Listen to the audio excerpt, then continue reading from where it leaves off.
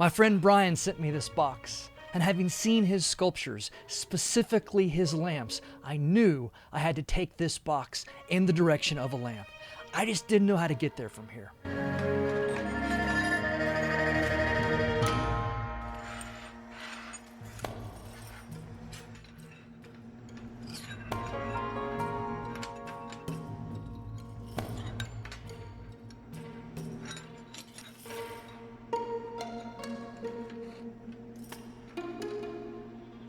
And right here in this moment, I stumbled onto the shape that will dictate the forms and the shapes for the rest of this sculpture.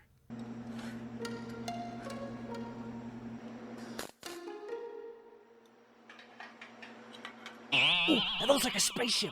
I want to build a spaceship. No. You called the shots last time. You wanted a robot, we built a robot. This time, we're not building a spaceship. We're going to build a lamp. This is going to be a lamp. Can we make it look like a spaceship? Fine. It can look like a spaceship. But that's as far as I'm going. We're going to build a spaceship.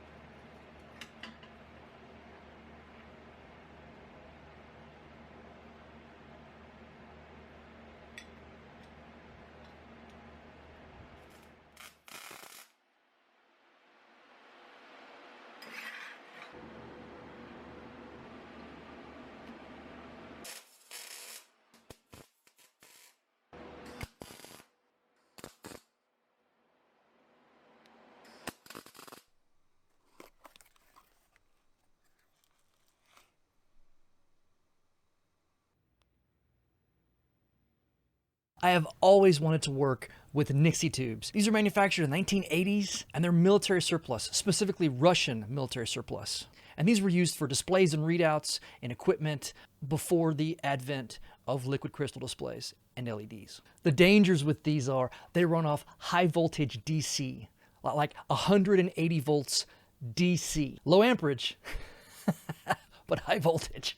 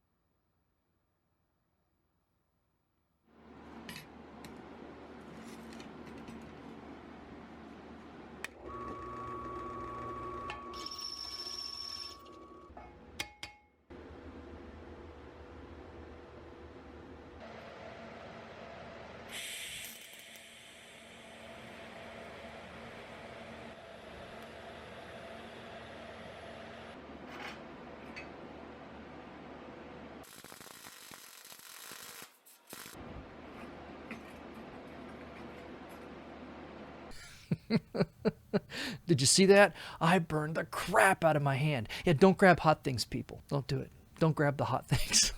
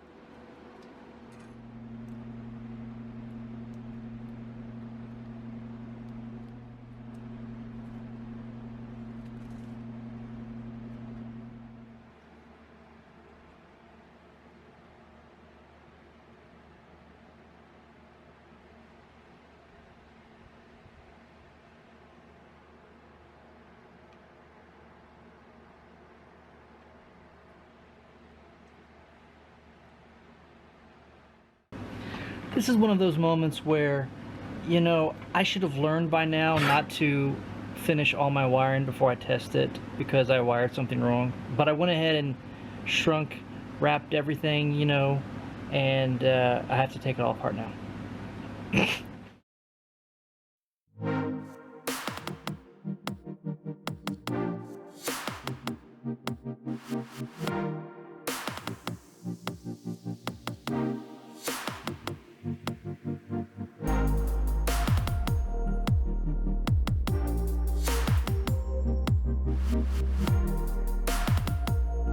So this is it.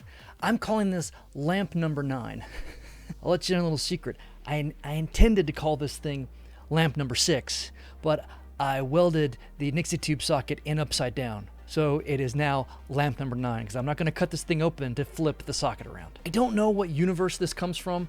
I imagined a factory where each desk is numbered. So if you're assigned to desk number 9, this is the lamp at desk number 9. That's why it's got a 9 on it, so it comes with the desk. And I'm assuming that these are powered with a different form of energy than what we're used to now. I don't know what that is. It's just, I was trying to go that route. Some sort of, I guess, dystopian, you know, future where things are just different. Things evolved and technology moved in a different direction. If you enjoyed watching me make this lamp as much as I enjoyed making it, please subscribe and ring the notification bell so you don't miss any of my future mystery box builds. I do one of these every week. I am Jason. This is Works by Hearst. This is lamp number 9. I'll see all of you in the next one. Maybe on this one we just flip the switch. Like, turn it off. I actually learned a lot on this build. This piece in the center here, I had it under tension. It's some sort of tool steel, I think, because it came off of an old tool. And that's one thing that Brian did send me. These are all like vintage, old parts and pieces, and I love that. They had an old smell to them, if you can believe me on that. When I brazed this piece here, and I brazed it up here, I had it bowed like the sail of a ship. Overnight it got brittle and it cracked. Cracked here, cracked there. So I had to take the tension out of it, re-weld it at both ends. Man, playing your inner child, that'll make you hot. Oh, that helmet's so freaking nasty. It's like 40 years old.